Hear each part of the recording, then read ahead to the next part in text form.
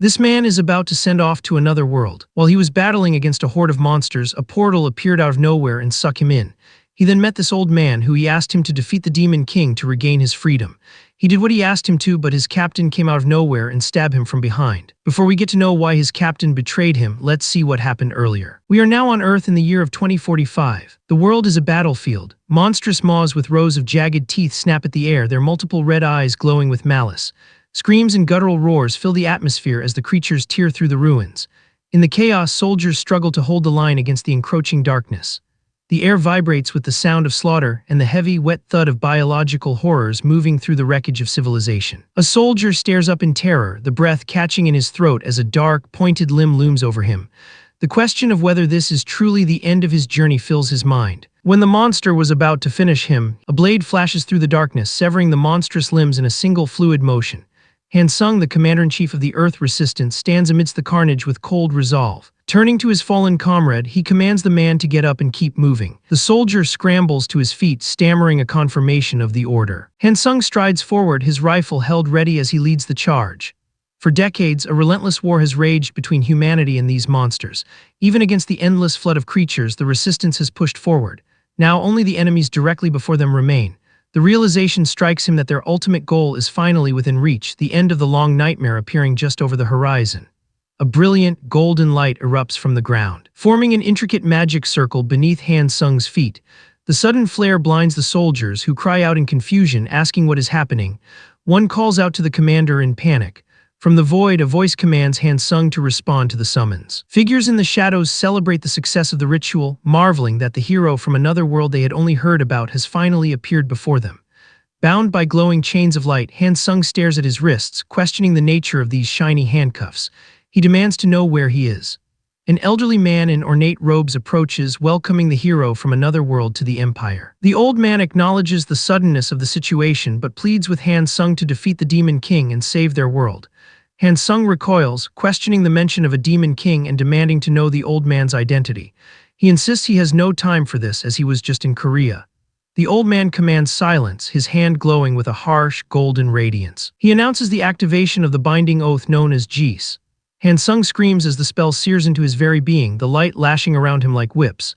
The old man calmly explains that the spell will not harm him if he complies willingly. Gasping for air, Han Sung sarcastically asks if this is what they call talking nicely. The old man ignores the protest, repeating his plea to defeat the wicked Demon King and save the Empire. A sword is offered. Clattering onto the magic circle, the old man offers a hollow promise, suggesting they might be able to send Han Sung back to his world if he succeeds. He asks if the hero will accept the request. Trapped by the binding oath and the weight of the Empire's gaze, Han Sung finally relents, agreeing to the task. Thus his journey begins not on Earth, but in a foreign empire. As the hero from another world, he enters a new theater of war, working without a single moment of rest. Years bleed into one another as Han Sung dedicates himself to the Empire's subjugations. He cuts down enemies repeatedly, answering every endless request the crown demands. 3 years pass, then 5, then 10. He gives the entirety of his youth to the singular goal of slaying the Demon King Varlo. After the final blow, the question of whether he is finally free arises. Every night he had dreamed of his return home, but the old man appears again, casually presenting Han Sung with his next mission. Han Sung snaps, declaring this nonsense and noting it wasn't the deal. The old man retorts that saving the Empire does not end with the Demon King's fall. The old man explains that those rebelling against the Unification War must also be purged to prevent new insurgents from rising. He points to a wanted poster, identifying a high-risk target that must be eliminated for Han Sung to earn his freedom. He asks for just a little more help. Han Sung grinds his teeth, realizing a dog with a leash has no choice but to obey. He curses the bastards, wondering when the cycle will ever end. Soon. He stands amidst the flames of the Teutonia Knightdom, his blade buried in a man's chest.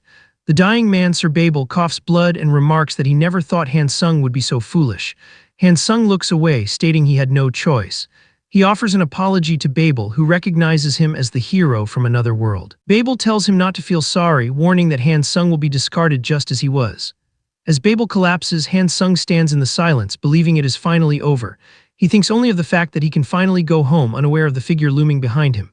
A blade pierces Han Sung from behind, triggering a gasp of shock. Count Brandenburg, the Empire's Grand Marshal and Holy Knight, speaks a mocking commendation for a job well done. Han Sung chokes on his own blood, wheezing the Count's name. Brandenburg sneers, acknowledging that the Hound has done his job splendidly. The realization that the vile bastards lied about the promise to send him home burns. Brandenburg asks what the point is in keeping a hound alive once its task is finished, noting that such creatures only know how to bite. Brandenburg bids a final farewell as Han Sung collapses into the dirt. The knowledge that they wouldn't let him go easily was always there. He curses them all, swearing he will never forget this humiliation. He vows that the Empire scum who deceived him will pay the price in ruin. As one life closes its eyes, the darkness is broken by a new light. A voice offers congratulations to the Duchess, announcing the birth of a boy. A woman with golden hair smiles down, calling the infant her baby and identifying herself as his mother. The infant Han Sung looks up, recognizing the man standing by the bed. The man is Duke Sachsen, the highest-ranking necromancer and black magician on the continent. He realizes he is in the necropolis, the Empire's center of black magic, and the tower outside is the Black Tower. The stone of reincarnation he had secretly hidden worked perfectly, granting him a single rebirth. While the family he would be born into was a matter of luck, he has become the firstborn of a high noble house, Duke Sachsen. The truth becomes clear that he has hit the jackpot, born with a golden spoon in his mouth. He resolves that once he grows up and masters necromancy, he will wipe out every last member of the imperial family. His mother notices the baby isn't crying and finds it odd, though his breathing is steady. She asks the nanny to check on him. An internal scoff follows the thought of how old they must think he is. The nanny confirms his breathing is stable and tells the Duchess there is no need to worry. Alan peers down at the infant, questioning if a silent baby is a bad omen. The midwife offers a cheerful reassurance, suggesting that if the silence concerns the Lord, he should simply spank the child until he cries. A sharp strike follows, the sound echoing through the room. The baby remains stoic, prompting the midwife to laugh at such a stubborn child, noting he must take after his father's own persistence. Alina steps forward to intervene, declaring their son is perfectly fine as she reaches out to take him. Frustration boils within the infant's mind. As a gentle touch reaches his bottom, the soul of Han Sung reflects on the sudden shift in his reality. He wonders when he began forgetting what warmth truly felt like. Though Alina is a noblewoman, her soft hands and the genuine affection she radiates provide a heat he hasn't felt in a lifetime of battle. Han Sung, a man who hadn't shed a single tear since reaching adulthood, finally finds the pressure too much to bear. 8 years pass in the blink of an eye. In the quiet of their moonlit chambers, Alan and Alina reflect on how quickly time flies since Dale was born. The boy remains glued to his books in the study, a habit he has kept since he was only 4 years old. Alan notes that the child must take after Alina, observing his growing interest in magic. Alina's expression turns serious as she addresses Alan, asking if he remembers the promise he made to her. Alan confirms he hasn't forgotten the vow to never teach Dale necromancy. Alan nods, assuring his dear wife that the promise remains intact. As they begin to discuss what gift to get Dale for his 8th birthday tomorrow, a frantic knocking disturbs the peace. A maid bursts into the room, breathless and trembling, shouting for the Duke. She reports that something has happened to young Master Dale in the study, her voice laced with panic. The parents rush to the study, finding the door thrown open. Dale is collapsed on the floor, surrounded by a swirling vortex of crackling blue energy. Alina screams his name in terror, rushing toward the center of the disturbance. Dale looks up, his face pale as he weakly calls for his mother and father while the mana continues to flare around him like lightning. Alina pulls the boy into a desperate embrace, checking for injuries and demanding to know what in the world just happened. Dale insists he is fine, though the air still hums with power. Behind them, Alan stands back, his own hand glowing with a faint light as he senses the heavy residue of mana lingering in the room. He looks at his son with a mixture of shock and intensity. Alan demands to know if Dale released the mana from within his own body. Internally, Dale curses his mistake, realizing he messed up by showing his power too soon. He fears his parents will grow suspicious of his true identity if he doesn't act quickly to provide an answer. To his surprise, Alan's stern face breaks into a smile. He places a hand on Dale's head, praising him as a true son of the house for such an early awakening. Alan laments that it is a shame he cannot teach the boy necromancy despite such obvious talent. This news stings Dale, who knows his revenge depends on mastering the dark arts. Alina orders the boy back to his room while she summons servants to clean the wreckage of the study. As Dale hurries away, Alan watches him go, telling Alina he has finally thought of the perfect gift for their son. The grand banquet hall on the second floor overflows with nobles from across the Black Duke's territory. Counts and lords gather in their finest attire to celebrate the young master's 8th birthday. Guests whisper behind fans about the delay in the boy's appearance, noting the grand scale of the banquet. Dale watches the lively crowd from a distance, his small frame draped in expensive furs and jewels. The attention feels heavy and unwelcome. Used to being treated like an outcast hero, Dale finds the role of a young master awkward and tiring. He remains troubled by the desk he destroyed when his mana went berserk while he was reminiscing about his past life. He wonders who left out the book titled The Biography of a Hero, as reading it triggered his outburst. He knows his talent for necromancy is too great to ignore, yet he struggles to find a way to convince his father to break his vow. Dale considers asking for necromancy as his birthday gift, but he quickly realizes that probably won't work. Alina approaches him, apologizing for the wait and wishing him a happy 8th birthday. She isn't alone. Standing behind her is a figure draped in a heavy, dark cloak. Dale asks who the stranger is, prompting Alina to introduce her as an elder of the Blue Magic Tower and a master of water magic. The hood falls to reveal Lady Sepia, the wise elf, whose pointed ears and calm gaze command respect. Alina announces that Sepia will be Dale's new teacher, a revelation that shocks the boy. Dale immediately realizes the hidden intent water magic focuses on defense and disruption, a clear sign his mother wants to steer him away from his father's dark path.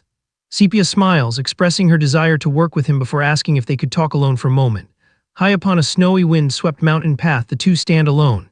Sepia admits she was hired specifically to teach him nothing but water magic. She asks if he is disappointed, sensing that there was another type of power he truly craved.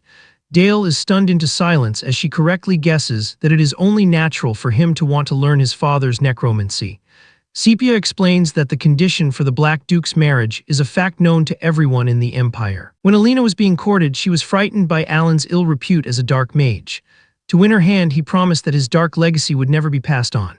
On their wedding day, the elders of the Black Tower even traded their black robes for pure white ones to honor the vow. Despite the difficulty of the situation, Sepia promises Dale she will find a way to persuade Alina, keeping his hope for dark magic alive. Standing tall against a massive tree in the snowy woods, Sepia asks if Dale will accept her teachings. The young boy hesitates, questioning if his teacher feels uneasy about the nature of black magic or necromancy. He points out that as an elf who values natural laws, the act of reviving the dead must be repulsive. A light laugh escapes Sepia as she finds his concern amusing. She challenges his logic, asking if the holy power used by priests to resurrect the dying is truly part of nature's will. Dale stands stunned as she concludes that in her eyes, necromancy and resurrection are one and the same.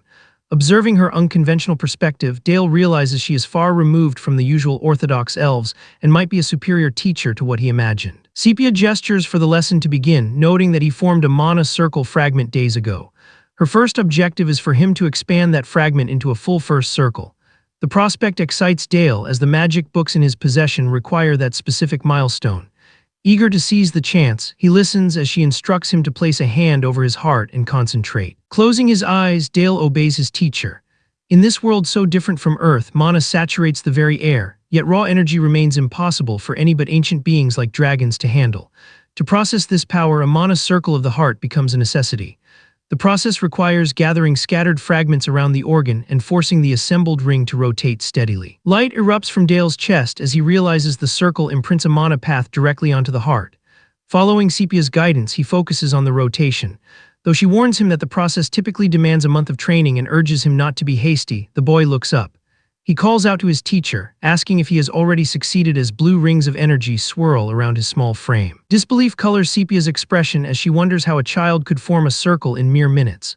The possibility of him being an innate genius crosses her mind.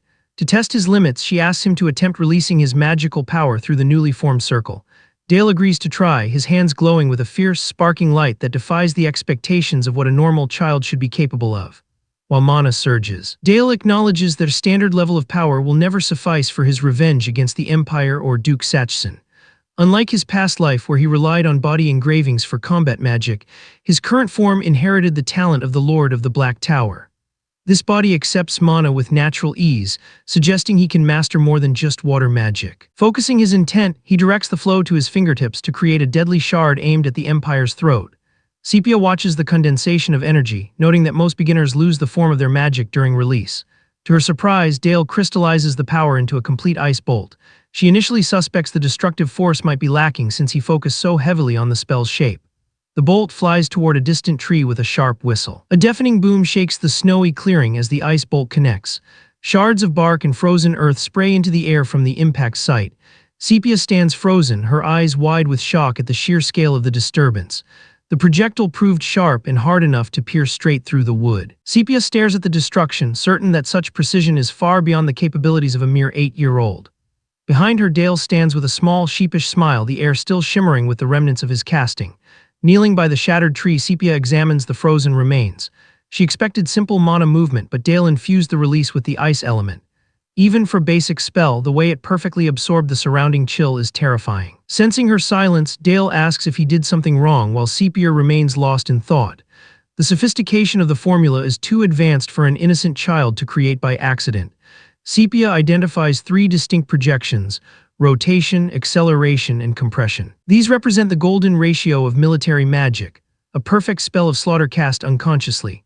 Looking at the boy, she tells him it is nothing, though she finally understands the regret felt by the Black Archmage. Inside a lavish room, a man with long dark hair questions why Sepia claims she cannot teach Dale.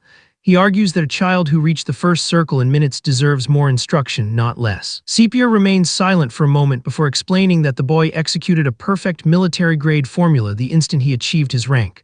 The man reacts with a sharp intake of breath, finding it hard to believe an 8-year-old could manifest such a thing. Sepia looks the man in the eye, stating plainly that young Lord Dale possesses a talent for killing. As an elder of the Blue Tower, which advocates for non-lethality, her words carry heavy weight. The man asks if this means she is refusing him, but she clarifies her intent. Precisely because of his lethal nature, she feels a burning desire to guide him correctly with her own hands.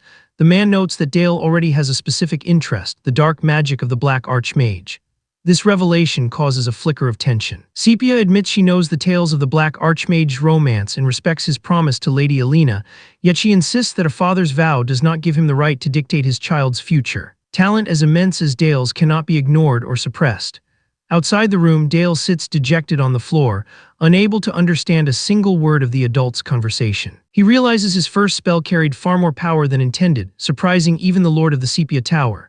Resolving to be more careful with his control, he lets out a heavy sigh before someone calls out his name. Dale's eyes widen as a familiar figure appears before him. He greets Uncle Helmut with a bright smile, questioning the man's sudden presence and long absence from the estate. Helmut, clad in heavy plate armor, lets out a hearty laugh, explaining that his duty to protect the duchy kept him away for far too long. Lifting the boy high into the air, Helmut boasts of sweeping away terrifying monsters.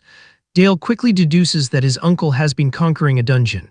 In this world, the emergence of dungeons and monster overflows represent catastrophic events for any territory. Since the era of the Demon King, these creatures have brought relentless destruction to human settlements. Consequently, the Knights of the Realm prioritize the subjugation of these dens of malice. The struggle intensifies when Dungeon breaks force knights to eliminate overflowing beasts.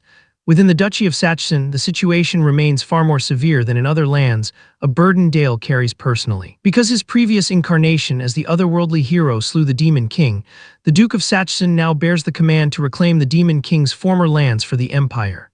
Dale recognizes this as the Empire simply handing off the dirty work. Concerned for his kin, Dale urges Helmut to remain safe, prompting the knight to ask if the young lord truly worries for him. A commanding presence interrupts the reunion as the Duke approaches.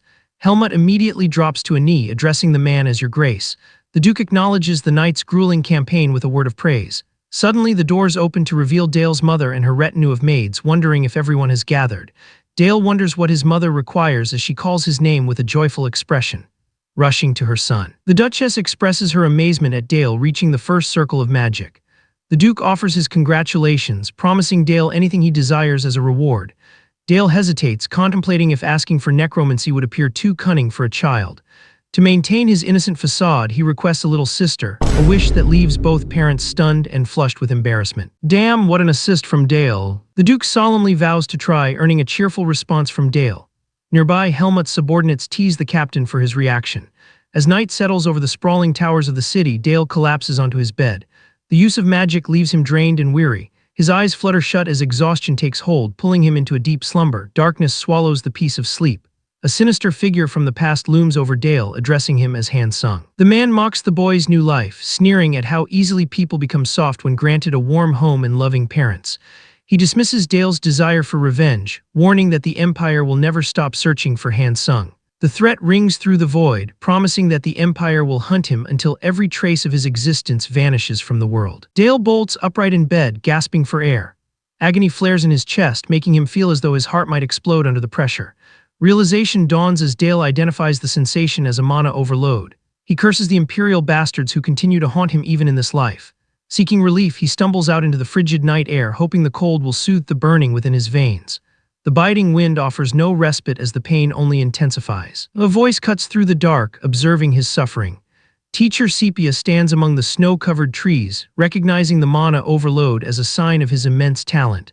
However, she admits to sensing a dangerous aura emanating from the boy. Sepia extends her hand, channeling her own power to stabilize the boy. She reflects that if malice were to ever corrupt Dale's magic in the future, the damage would be irreversible. As her light fades, the crushing pressure of the mana overload vanishes. Sepia calls his name and Dale responds with a quiet affirmation, breathless and confused. Sepia explains that magic serves as a mirror of the heart, which is why every mage displays spells with different characteristics. She reveals that Dale possesses a talent for taking life, a gift she deems incredibly dangerous.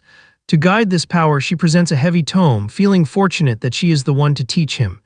Dale questions his teacher as she hands him the book, recognizing it as a necromancy spellbook. A gentle smile touches Sepia's lips as she speaks of the fate that brought them together.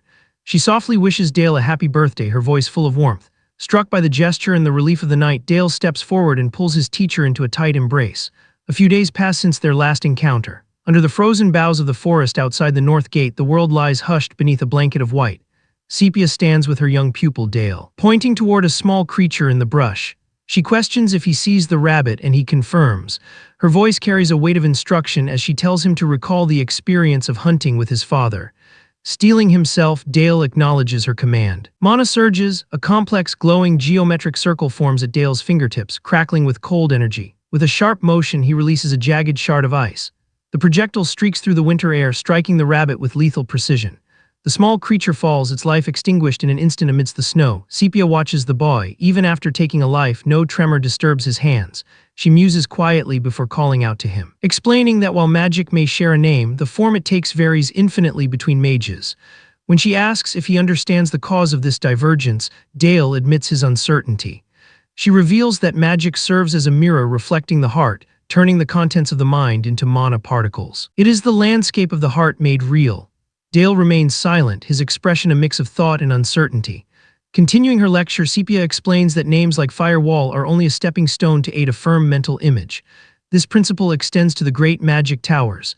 She describes how the red tower pursues order through the application of raw power, while the blue tower seeks order through harmony. These core ideologies are reflected in the very form of the magic their followers wield. The philosophy each tower upholds becomes the bedrock of their entire magical system. Sepia mentions the existence of the black, white, and green towers, yet she quickly stops herself. Looking at Dale's inquisitive expression, she tells him such knowledge is still too early for him to grasp. The lesson shifts to the dark arts of necromancy, specifically the art of zombification. This basic craft uses mana to raise a corpse, allowing the caster to exert total control. Dale focuses, reaching out as if to tie invisible threads of mana to the fallen rabbit. Dark, wispy energy coils around the small body, binding it to his will. The rabbit rises, now encased in a jagged shell of frozen armor that glints under the winter sun. Sepia admires the quality of the construct, noting the form is quite good. To test the limits of his creation, she asks if they should see how strong the defense truly is. She prepares a strike and Dale braces for the impact. A sharp crack resounds through the woods. Dale gasps, exclaiming that he successfully blocked the teacher's bolt. Sepia offers her praise, calling his performance excellent. Observing his eager stance, she senses he has more to say and asks if there is something he wishes for. Dale responds with a fervent shout of affirmation. With his hand over his heart, Dale requests that she help him master water attribute magic as well. A small smile plays on Sepia's lips before she flatly refuses. The rejection leaves Dale stunned, forcing a confused plea for clarification. She points out that while his achievement today was impressive, it was only the most basic application of the attribute. High-dimensional enlightenment is required for the more difficult stages of water magic. Sepia explains that for a typical beginner, mastering even one type is a task that is too much to handle. To become a dual mage capable of using two types simultaneously is a feat far too difficult for someone of his age. She concludes that he is being a little too ambitious. Frustration etches itself onto Dale's face as he clenches his fists, his eyes wide with a mixture of shock and burgeoning anger. He stands small against the vast, snowy backdrop, the weight of his teacher's rejection heavy upon his shoulders. Sepia remains composed, her expression unreadable as she brings the day's instruction to a close. As the sun sets, a grand library stands in the moonlight, its high windows illuminating rows upon rows of ancient knowledge. Deep within the silence of the study, Dale labors over massive, leather-bound volumes. He hauls the heavy books across the floor, his determination fueled by a silent vow to surpass the limits placed upon him. He sinks into a meditative state, channeling mana until a dark, violet aura radiates from his small frame, swirling with intense power. The strain is immense, and as the hours pass, his strength wanes. His eyes grow heavy, the world blurring into darkness as he succumbs to the sheer exhaustion of his solitary pursuit. Morning light finds them back in the snowy plains. Sepia looks at him with concern, asking if he is all right since he appears to have missed sleep. Dale explains he stayed up preparing something for her to see. Though she warns him not to overwork, he simply agrees. He raises his hand, a magic circle forming with a dark, unstable hue. The ice armor forms on the rabbit again, and Sepia initially believes he has mastered the basics completely. Suddenly, the air fractures. A sharp sound precedes a violent ice explosion that catches her off guard. She stares in shock as the rabbit does not simply break, dark smoke billows from its mouth. A thunderous crash erupts as a rabbit-like creature is consumed by a blinding flash of energy. A massive eruption of energy tears through the clearing, sending jagged shards of ice whistling through the air like arrows. Sepia reacts with lightning speed, her hands moving to summon a shimmering hexagonal barrier that pulses with blue light.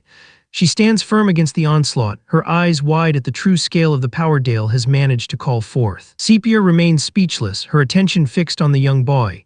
Dale holds the proof of his prowess, a swirling sphere of frost in one hand and shadowy energy in the other. He identifies the techniques as corpse explosion and ice explosion. He explains that he successfully merged two types of magic, water attribute and dark attribute. With a confident look, he asks his teacher if this display qualifies him as a dual mage. The air hums with the residue of his power as he awaits her judgment. A chilling silence hangs over the snowy landscape as Sepia stands frozen, her eyes wide with disbelief. Before her lies a method of attack she has never witnessed. A lethal fusion where the freezing explosion of frozen armor merges with corpse explosion to claim a devastatingly wide area. Sharp shards of ice and jagged bone fragments embed themselves into the earth like blades, leaving a trail of calculated destruction. To Sepia, this is no mere accident of magic, it is a technique forged for the sole purpose of killing, the kind of art perfected only by those who have spent an entire lifetime on the battlefield. She stares at the young boy, Dale, wondering what kind of harrowing inner world could produce such a cold, efficient instinct for slaughter.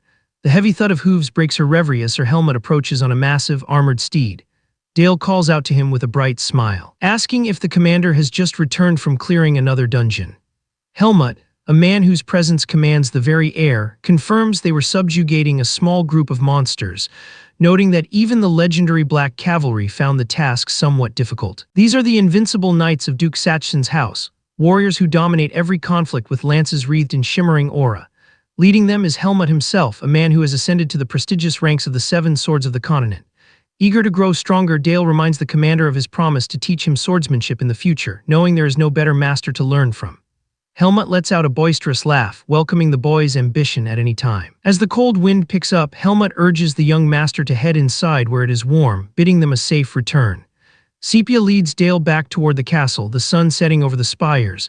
However, the peace of the evening is short-lived. That night within the opulent halls of the estate, a tense conversation begins as the Duke demands to know the meaning behind Sepia's recent reports. Steam rises from a delicate teapot as Sepia calmly confirms her findings. She reveals that young Master Dale has already mastered the first circle of both necromancy and water magic. The Duke's expression darkens, reminding her that she was strictly commissioned to teach only water magic. Sepia does not flinch, explaining that as a teacher, she felt compelled to grant the child the knowledge he truly desired. She reiterates that water magic was never the only path Dale wished to walk.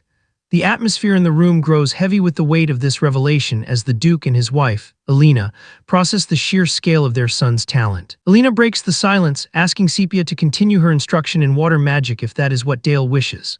Sepia bows her head, offering a sincere apology for causing the teacher to break her oath to the Black Duke.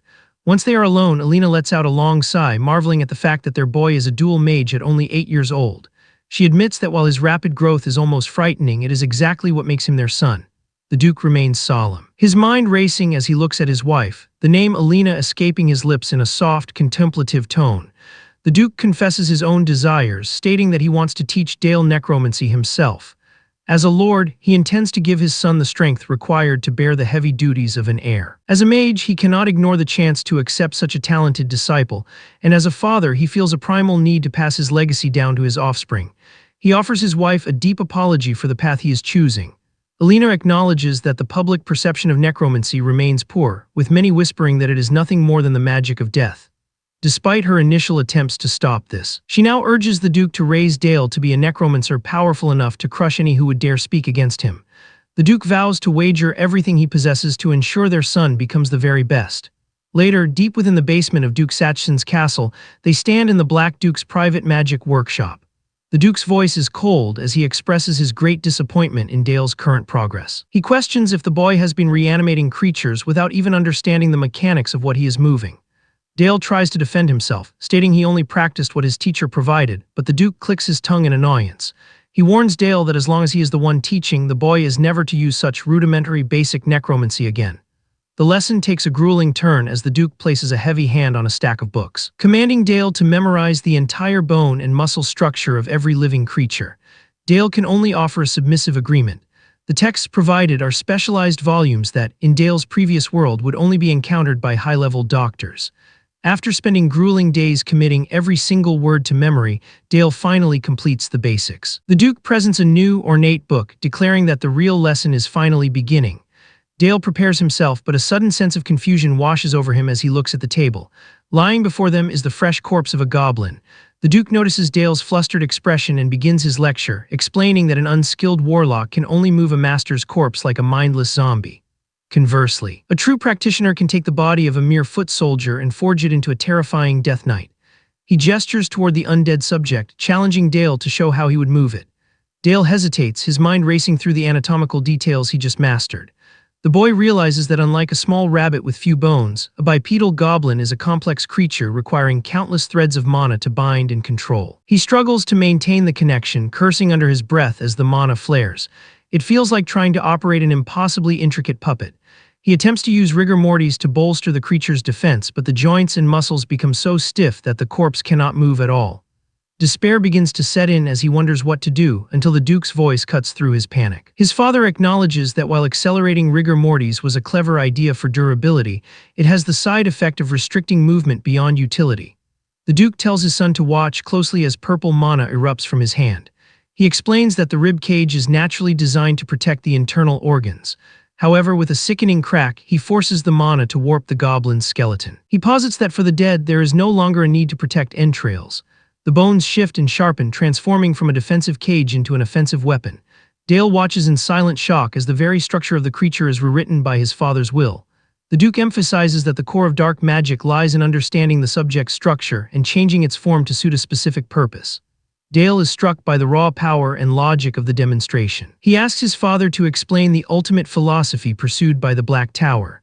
A dark, knowing smile plays on the Duke's lips as he provides a single-word answer: truth. The Duke continues, stating that truth always exists within the domain of death. He explains that to reach this truth, one must fully understand the weight of life. As he speaks, a sudden, violent memory flashes through Dale's mind.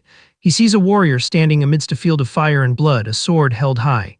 A desperate man grovels at the warrior's feet, begging for his life and calling the man a great hero. The juxtaposition of his father's cold philosophy and this visceral image of mercy sends a jolt through the boy's system. The vision intensifies, the sound of the man begging for his life echoing in Dale's ears. The warrior in the memory looks down with cold, red eyes, unmoved by the pleas. Back in the workshop, the Duke notices that Dale has turned terribly pale and asks if he is all right. Dale stands frozen for a moment, the phantom scent of smoke and blood still clinging to his senses. He quietly assures his father that he is fine, though his eyes remain wide with the lingering shock of the vision. Dale's magical aptitude grows by the day, but his progress brings a storm of controversy. News that Duke Satchin is teaching the boy black magic spreads throughout the Empire, a clear violation of the Covenant. This revelation sends shockwaves through the land, turning the imperial nobility into a pack of wolves who watch Dale's every move with relentless scrutiny. A few weeks later, the ducal training ground rings with the sharp sounds of combat. Wood meets wood as Dale engages in a rigorous session, his movements sharp and focused despite his youth. A sudden rush of air precedes a heavy strike. Helmut reacts with a start, his eyes wide as the young master executes a maneuver that catches the seasoned knight off guard. Helmut lets out a boisterous laugh, praising Dale for an impressive display. The boy remains unconvinced, pointing out their knight of Helmut's caliber would not simply drop his sword. He asks if the man went easy on him. Helmut denies it immediately, explaining that he used practical swordsmanship and that a normal person would have been killed in a single blow. Helmut remarks that Dale's skill with the blade is so exceptional it is almost a shame he is a mage. He points out that mages are typically shielded by guards and defensive magic, making such intense training unnecessary. He asks if there is a specific reason Dale pushes himself to the point of injury. Dale confirms that he indeed has a purpose. Dale asserts that it would be pathetic for the son of Duke Sachsen to rely solely on others for protection. He refuses to waste the opportunity to be personally trained by one of the 7 swords of the continent. Helmut erupts into laughter at the splendid answer, wishing he had a son like Dale. A voice cuts through their high spirits as Dale's mother approaches. Dale greets his mother, asking what brought her to the training grounds. She warns him that he must be cold and explains she came to witness his hard work. She reveals she has news regarding the birthday present he once desired. When Dale struggles to remember, she reminds him of his wish for a little sister. The revelation leaves Dale in a state of shock. His mother tells him he must take care of his new sibling, a task he accepts with a shout of joy. 10 months pass as the family prepares for the new arrival. Inside the ducal chambers, Dale leans over the bed to see the newborn. He finds her tiny and fascinating, still unable to believe she is his sister. He finds her adorable as he reaches out. His mother asks if he would like to hold her, causing the boy to panic. Duke Sachsen tells Dale not to back away, assuring him that holding the infant is easy once he tries. The Duke notes that while the baby cried incessantly when he held her, she remains perfectly calm in Dale's arms. He asks the boy how it feels. Dale observes that she is as light as a feather, yet she feels incredibly heavy. The Duke places a hand on his shoulder, explaining that this is the weight of a life and commanding him never to forget it. He then prompts Dale to head to his next lesson, noting that Sepia is waiting. In the frozen woods, Sepia announces they will engage in practical sparring. Dale is hesitant, but she tells him not to hold back. She demands he come at her with everything he has so she can judge his improvement. A blast of magic marks the start of the duel. Sepia easily deflects his attack, calling his opening move too slow. She asks how a student could dare to go easy on their master, her expression turning sharp. Sepia commands him to raise his barrier as she launches a devastating strike. Dale is forced back, realizing with a jolt that he would have been seriously hurt if he hadn't blocked the blow in time. Sepia notes that Dale managed to cast ice armor in a split second, finding the feat impressive. She tells him to try again. Dale begins a new incantation, calling for molecular combination and the ice wall formula. A massive wall of ice rises from the ground, leaving Sepia stunned by the sheer scale of the magic. Standing before a massive barrier of frozen water, Sepia questions the logic of an ice wall appearing in the heat of combat. Her analytical mind dissects the magic. The caster used a formula to reinforce the molecular bonds, drastically increasing the density of the structure. To her touch, the surface feels as hard as steel. Confusion sets in regarding why a defensive spell would be cast at this specific moment. A sharp cracking sound rings out from the frost. Perhaps the opponent simply needs a moment to recover from her previous attack. A sudden snap pierces the air, leaving Sepia in silent confusion. More cracks spiderweb across the frozen surface as Dale prepares his next move from the opposite side. He invokes a glacial explosion through a fragmentation formula, his voice steady as he commands the structure to explode. A low hum fills the space before the barrier erupts. He dictates the final form of the attack as shrapnel. The ice disintegrates into deadly projectiles, light flaring from the center of the blast and catching Sepia off guard as the defensive wall transforms into a lethal offensive strike. Dale celebrates his success, realizing the complexity of the spell he just unleashed. By compressing a hardened ice barrier and layering it with explosive magic, he has created something akin to a grenade. He believes this will be impossible for his master to avoid, having already strengthened the molecular attraction of the ice. Turning around, he calls out for Master Sepia, only for her to appear suddenly behind him, asking if she was summoned. A heavy sigh of relief escapes as the tension breaks.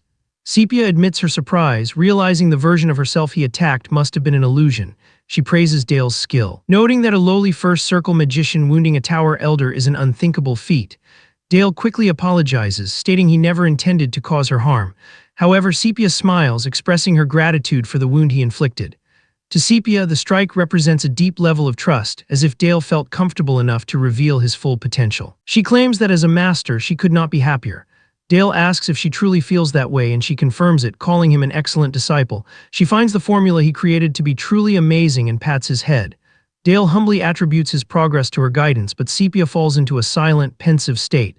Inside the ducal study, the Duke questions the fresh wound marking Sepia's cheek. She explains it as a result of her own inexperience during a lesson with the young master, describing the sharpness of his magic as indescribable. The Duke laments that he is constantly falling into her debt. Sepia dismisses the notion, finding joy in teaching such talent.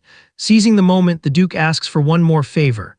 News arrives of an orc horde crossing the mountain range into their territory. While a small cavalry unit could handle the incursion, the Duke intends for Dale to join the fray.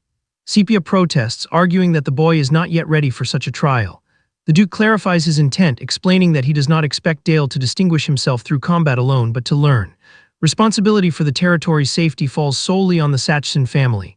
As the eldest son, Dale must learn to understand this heavy burden. The Duke declares that Dale is no exception to this rule. To ensure his survival, the Duke decides to bestow a family artifact upon him. He looks to Sepia, asking her to guide Dale so he can learn to control the power within. Artifacts are vessels of immense strength, fueled by the thoughts and sacrifices of those who wield them. Utilizing such power requires a price paid in life or mana. The more potent the artifact, the more dangerous the toll, often leading to death in severe cases. For generations, the Sachsen family has mastered these volatile forces. They stand now before the heavy doors of the artifact storage. The Duke commands Dale to prepare for the coming conflict as the heir to the house.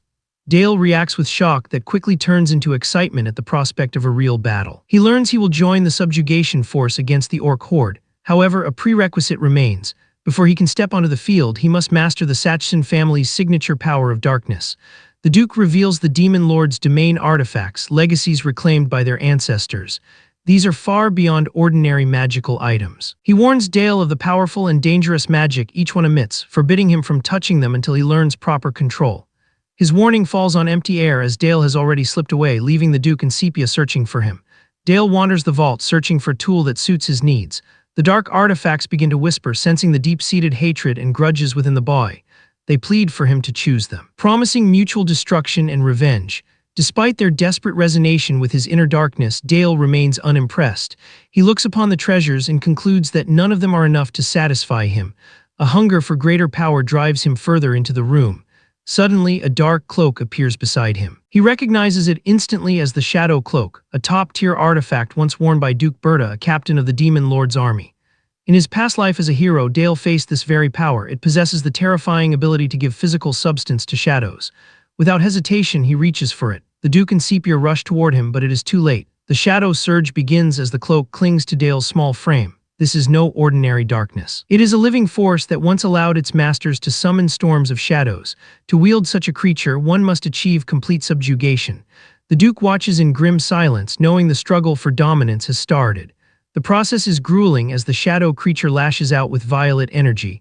Time stretches on and the Duke's concern grows visible. He notes that if the delay continues, Dale will lose his reason and be entirely consumed by the shadow creature. Fearing the worst, the Duke prepares to intervene and force Dale out of the shadow's grip. Suddenly, the darkness dissipates, revealing Dale standing calmly. He responds to his father's call with ease. Sepia rushes to his side, her worry evident. But Dale simply smiles. He claims the experience only tingled a little. The Duke stands frozen, unable to comprehend how the boy remains perfectly fine. A powerful artifact that should crush a child is handled with ease by Dale's young body. The Duke ponders this anomaly in silence. Breaking the tension, Dale asks if he can try on even more of the artifacts in the vault. The Duke, stunned, eventually grants permission. The exploration continues for an entire day as Dale tests the limits of the Sachsen legacies. A few days pass at the training grounds of the Duke. Helmut, clad in heavy armor, stares in disbelief at the garment Dale wears. He questions if the boy truly possesses the Shadow Cloak.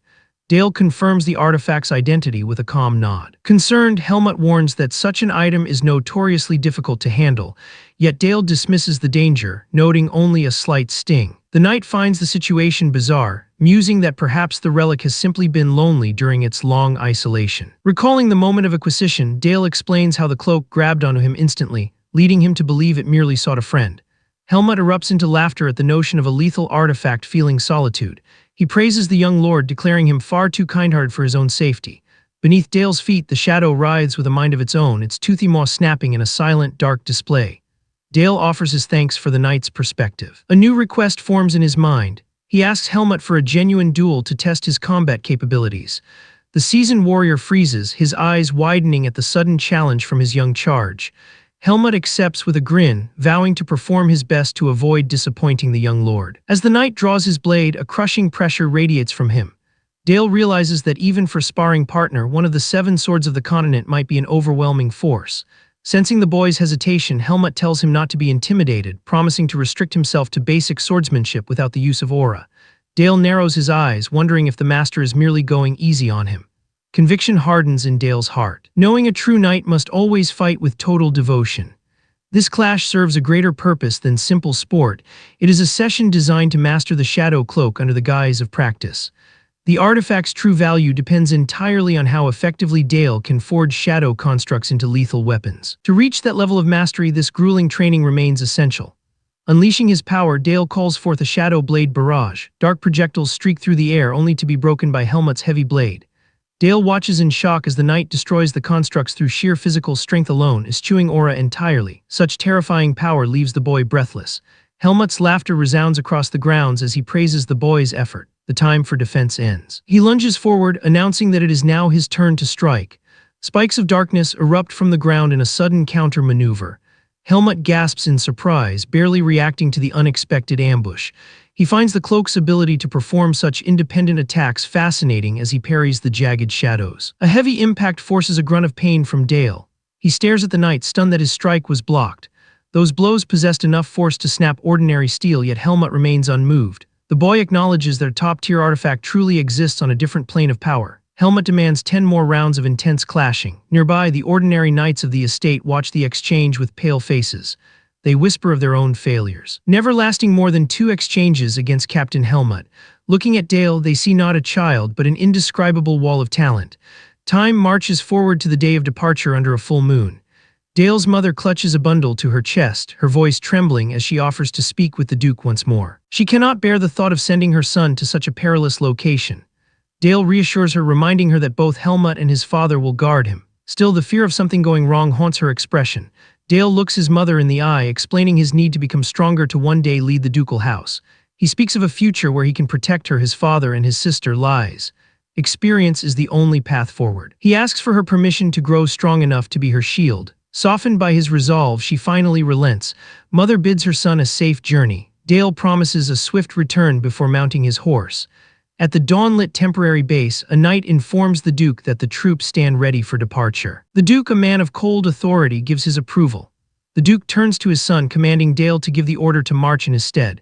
Dale is caught off guard by the sudden responsibility. His father explains that the Black Cavalry, the pride of their house, will one day be his to lead. In this moment, they are already his knights. Dale realizes this is no longer just a mission for his father, it is his own first battle, standing tall in his stirrups. Dale declares that the time for departure has arrived. He commands the proud blades of House Sachsen to move out. The knights roar in unison, pledging to follow the young lord's command. Orders resound through the ranks as all units take their positions, beginning the march toward the unknown. Hooves hammer against the dirt as the expedition begins. For this upcoming battle, 250 cavalrymen prepare to join forces with the Winter Wardens, an elite ranger unit stationed within the White Mountains. Their target is a formidable orc horde numbering roughly 1,000. These beasts have already crossed to the upper stream of the Sachsen River to escape the biting cold and hunger, and the scouts report they will soon move downstream as well. To prevent this advance, the military plan requires crossing the lower stream of the Sachsen River first to launch a surprise attack. The rushing water of the falls creates a deafening roar, highlighting the primary obstacle. The only way for 250 men to cross such a deep, treacherous river quickly is through an immediate magical solution. Stepping toward the edge of the precipice, Sepia commands the soldiers to step aside.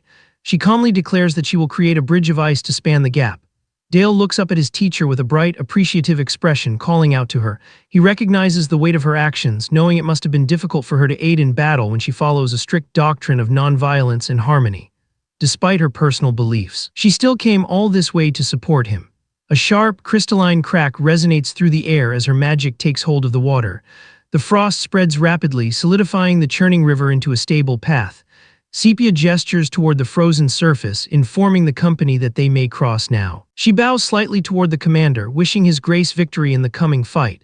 The armored leader acknowledges her contribution, offering his thanks to Lady Sepia as he has done many times before. Preparing to ride out, Dale bids his teacher farewell, telling her he is going now. The rhythmic thud of galloping horses returns as the unit moves across the ice.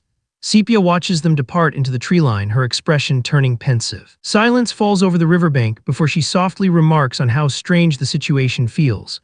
A gentle smile eventually finds its way to Sepia's face as she stands alone on the cliffside. She reflects on the irony of her position, thinking it remarkable to have a disciple who worries his master to such an extent. Night falls over the orc temporary base. High above, the ranger unit known as the Winter Watchmen lies in wait, their presence masked by the darkness.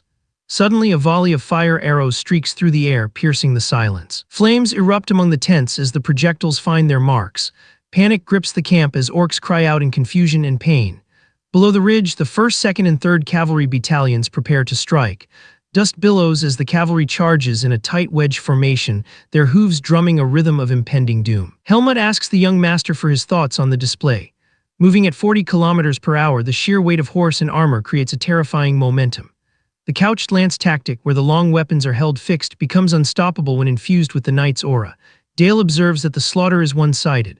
The Duke confirms this is the true power of their house, though Helmut warns the boy that it is too early to let his guard down, as this is only the beginning. Steel clashes against wooden shields as the knights tear through the orc lines. Helmut realizes the initial ambush, while effective, failed to achieve total annihilation. He signals for a tactical withdrawal to reorganize for successive charges. A brilliant light flares in the sky, signaling the retreat. As the horses wheel around, the orcs let out guttural growls, their eyes glowing with malice as they watch the humans pull back. Chaos erupts as an orc lunges, its blade finding a gap in a knight's defense. A horse falls and its rider is thrown into the dirt. Dale watches from the ridge, his expression unreadable as the casualty is noted. The proud sword of House Sachsen now lies exposed and vulnerable before the enemy. A voice asks Dale why he remains standing there watching while a man faces certain death. The fallen soldier struggles to rise as the orcs close in. Realizing that descending the ridge on horseback would take too long, Dale decides to intervene from his current position.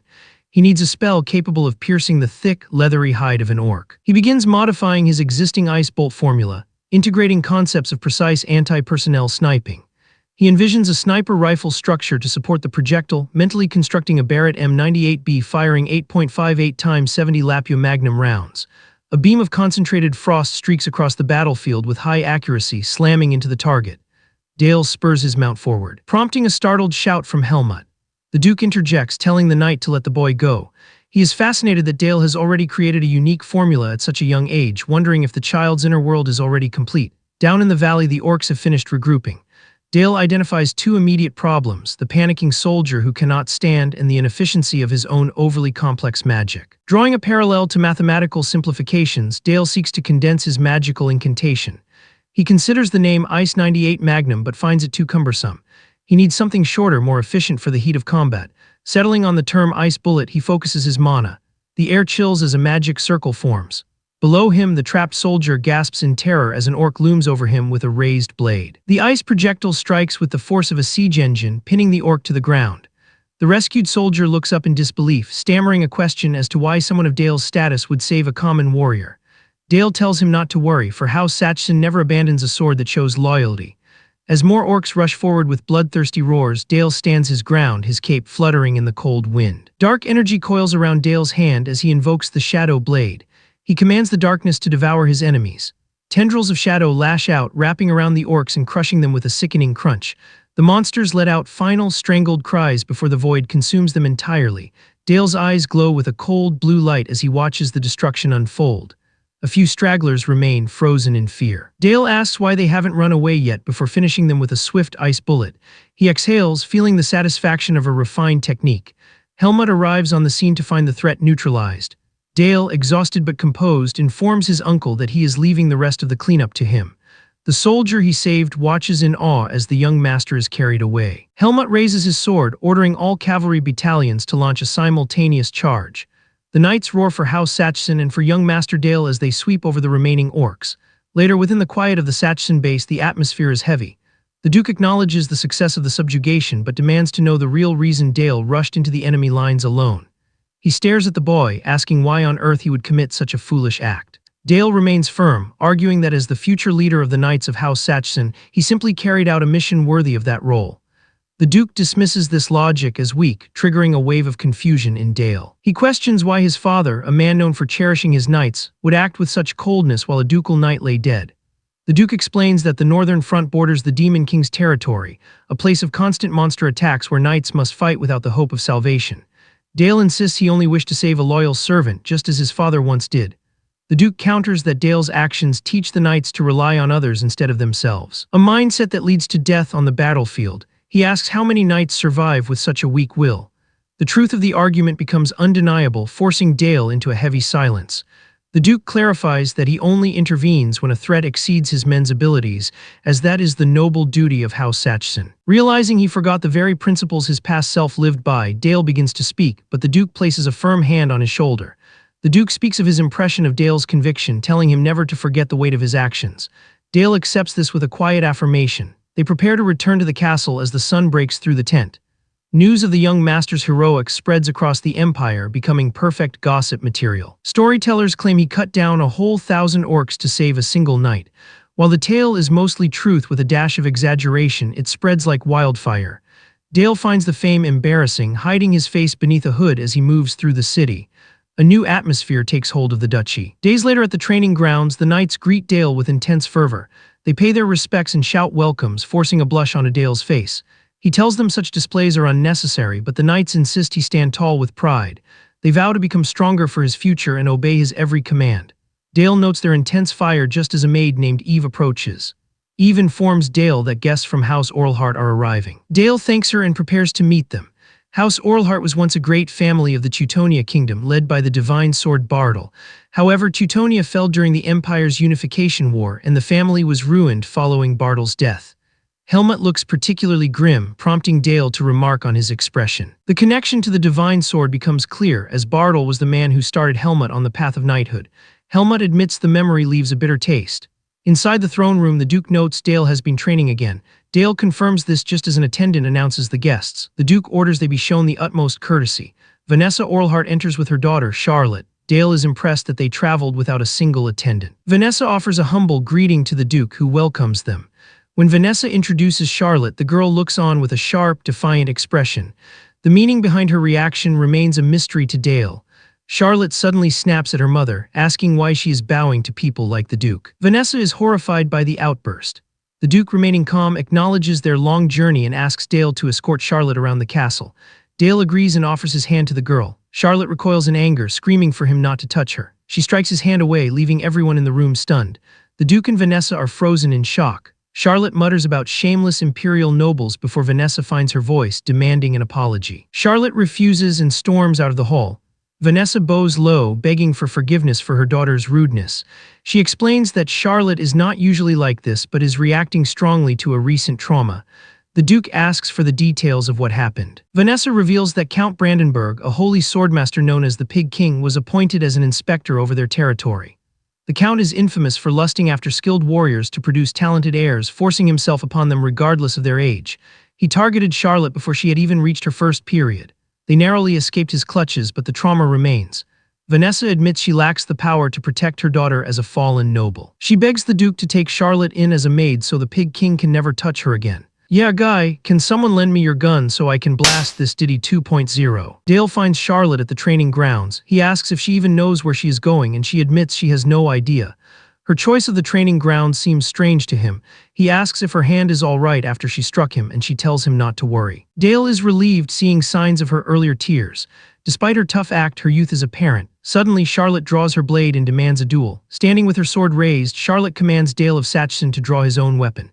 Dale is caught off guard by the sudden challenge. Her impulsive nature is on full display, leaving him with no choice but to face her.